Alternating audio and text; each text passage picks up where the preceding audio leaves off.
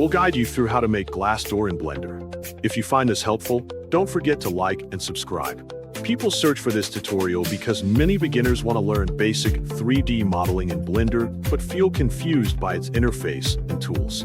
This guide helps them understand simple modeling steps, making it easier to create realistic objects and build confidence in using the software. First, open Blender by clicking on it on your desktop to begin the modeling process. Then, select all objects in the scene and delete everything by pressing X to start with a clean workspace. After that, press numpad 1 to switch to front view. Then press Shift and A to add an image reference. Once the image is added, use it as a guide and add a plane by pressing Shift and A again. On the bottom left, extend the options and choose Align to View so the plane matches your perspective.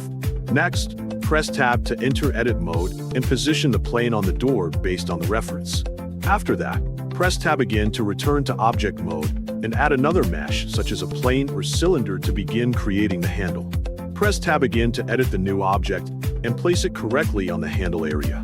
Begin to model it by adjusting vertices, edges, and faces to match the desired shape. Once you have finished modeling the handle, press Tab to go back to object mode. Then, select the door object and go to the shading panel on the top of the screen. After that, add a new node setup by pressing the plus sign.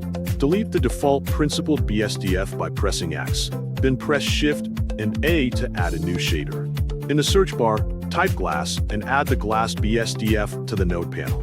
Then, connect the glass BSDF to the surface output so the material applies correctly. After that, review your work in the layout mode and switch to rendered view by pressing Z. To test it, make sure the render engine is set to cycles for better realism. Then add a cube or any other object in front of the door to check transparency. If you can clearly see the object through the door, then the glass material has been applied successfully and the door is finally complete.